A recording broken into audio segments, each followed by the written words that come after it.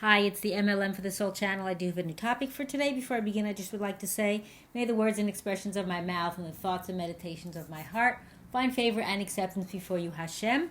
And this is the continuation of the Mesillas Yesharim, which is called the Way of the Upright or the Path of the Just, from the Ramchal of Moshe Chaim Mutzato. And this is from the Art School Yafa edition. This is what the Sefer looks like in case you haven't seen it yet. And I will have a link below to Art School so you can check out all they offer. And this is part number 87.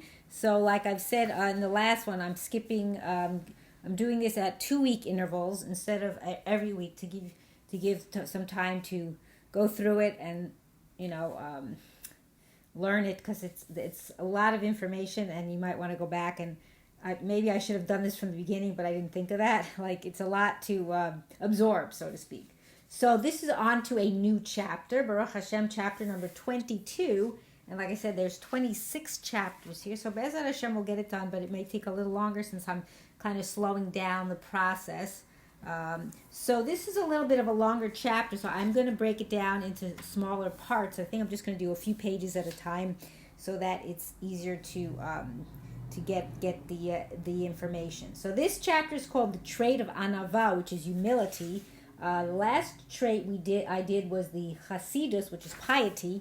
So this is, let's see, how many traits have we done? So I'll just kind of refresh from the beginning. The first trait was Zehirus, vigilance. Second was Zerizas, alacrity. The third was Nikias, cleanliness.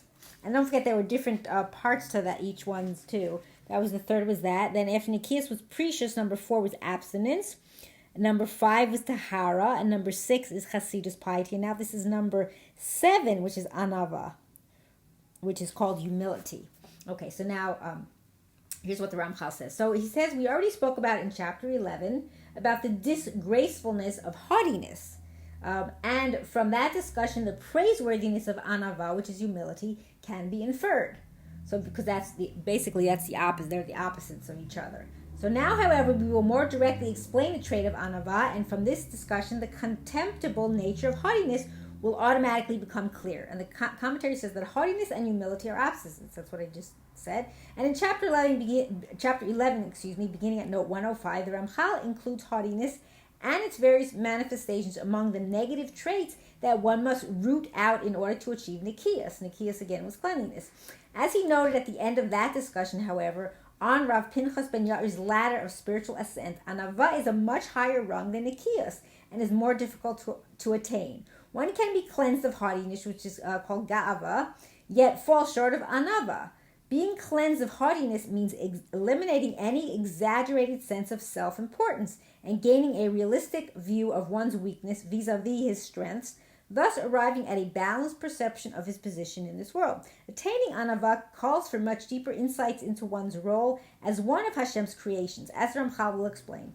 Also, it says that see Matnas Chelko here and chapter 11, also Alei Shur 1, page 181. Okay, and he continues. So now see that the general idea of Anavah is for a person not to ascribe importance to himself for any reason whatsoever. So that's a big thing to accomplish, right? That you don't give yourself any, like we say in Hebrew, chashivas, that nothing.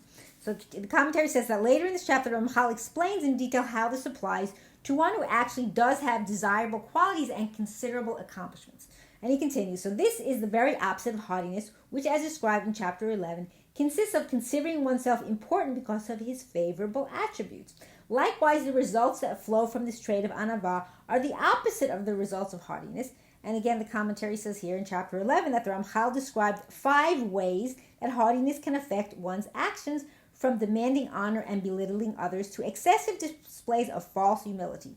The conduct of one who instills in himself true humility will be the opposite of those negative behaviors. Okay, and then he continues. So there are 2 basic elements of Anavah. Okay, so when we examine the matter, we find that Anavah depends on both humility in outlook and humility in conduct.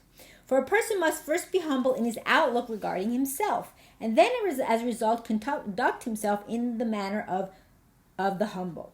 This is crucial because if one is not humble in his personal outlook, yet he wishes to behave as if he is humble, he will be nothing other than one of those sham, evil, quote, humble ones that we mentioned above in chapter 11. Meaning he did, not me, but it says we. who are classified as hypocrites, about whom we may assert that there is nothing in the world worse than them. Also see Sota 22b.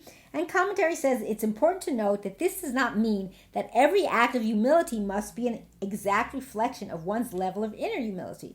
In fact, in the following chapter, the Ramchal advises that one way to achieve inner humility is to slowly adopt outer practices of humility, which will eventually have a positive effect on one's inner attitude. Rather, what is unacceptable is what Ramchal warns against here, is for a person to ignore the need to achieve an inner sense of humility and to adopt only its outer trappings. To do this is indeed hypocritical, and as Ramchal notes in chapter 11, such humility is readily exposed as the haughtiness it really is. And it also says, Simar HaMesila, beginning of chapter 23, and also Rav Aaron Kotler in Mishnah's Rav Aaron, volume 1, end of Shar 5. So, meaning the outer will eventually get to the inner. So at first you display it outwardly, but if you just do that, then it's not real. So that's what he's saying. And he can so now we will. Then he says, now we will now explain these two elements of Anavah, that of the spirit and that of the deed. Okay, meaning because one is the outlook and one is the deed. Okay, so then I'm just gonna do. Let's see here. I'll probably just do maybe a couple more, another page or so. And then continue the next time. Okay, so now Anavah in Outlook is this next section, but I'm not going to probably complete that because it goes quite long. Yeah, it's quite long, so I'm just gonna start that. So now Anavah in Outlook means that a person contemplates and recognizes as true that despite any of his qualities or accomplishments, praise or honor do not become him, and certainly feelings of superiority over his fellow human beings. This is on account of two basic limitations. Because of what he inevitably lacks, meaning the many deficiencies that every human being has. And the other one is, and also because of imperfections in the very qualities that he does have. And the commentary says that is, every human being is lacking in some areas, be it talents, strengths, or character. In addition, even in the areas in which one excels, upon examination, he will see that he's deficient in them. Each of these points will be explained in turn. So then he's going to go and explain them further. So now he elaborates on the first of these points. The first one was about the that he lacks the limitations and deficiencies. So that's what I'm going to start with now. And then the second one, let's see. Okay, so maybe I'll do the two because it's not that long. Okay, so I'll do the 2 points. So the first reason is because of what he inevitably lacks is obvious. As it is impossible for a person at whatever level of perfection he may be not to have many deficiencies, either by virtue of his nature, meaning his inborn deficiencies of body or character, or by virtue of the status or deeds of his family or relatives, or by virtue of events that have occurred to him that injured him, physically, financially, or otherwise, or by virtue of his own improper deeds. For no one is perfect, as Shlomo HaMelech said in Koheles 7 verse 20, there is no man so wholly righteous on earth that always does good and never sins. In Hebrew, that's, you might have heard this verse, Adam ein tzaddik, she'adam ein tzaddik ba'aretz, asher yaseh tov v'lo yechta. That's in Hebrew. So now, continues, see that all these are blemishes in a person that leaves him no room for any sense of superiority at all. Even if he possesses many positive qualities, because of the nature of these deficiencies, will surely suffice to darken the glow of those positive qualities even in his own eyes. Meaning, even if he has different virtues and different things, because he has these deficiencies, it still makes him less, like he has imperfections. Now the Ramchal turns to the second of the above points, that even the qualities of which a person feels deserving of praise are in fact very limited. He uses the example of scholarship to illustrate this, and then I'm going to stop after this. And continue the next time. BeEzrat Hashem. So now, consider this. The achievement of scholarship is the quality that most brings a person to feel superiority and haughtiness, because it is indeed a positive quality in the person himself, not a function of external circumstances such as family. And it relates to his most noble aspect, namely the intellect. The commentary says that the intellect is the quality of man that is most noble and closest to the divine.